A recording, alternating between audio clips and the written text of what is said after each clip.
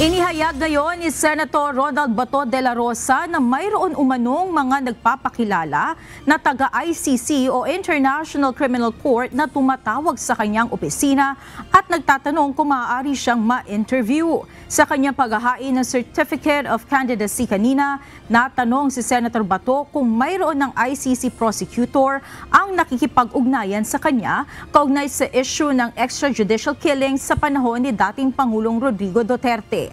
Anya, mayroon na umanong mga tumatawag sa kanyang opisina. Subalit ipinaliwanag nito na hindi niya sila pinagbibigyan dahil maaaring nanloloko lamang ang mga ito. Muli namang nanindigan ng mambabatas na walang jurisdiksyon ng ICC na mag-imbestiga sa Pilipinas. Wala. Merong nag-contact sa opisina pero in-ignore man namin dahil alam man namin na wala silang jurisdiction sa atin. May nagkukontak sa opisina ko, pero in-ignore namin. Hindi namin kinausap. Hindi namin pinatulan. Baka mamaya, mga ng mga tao no, na sumasakay sa issue, no?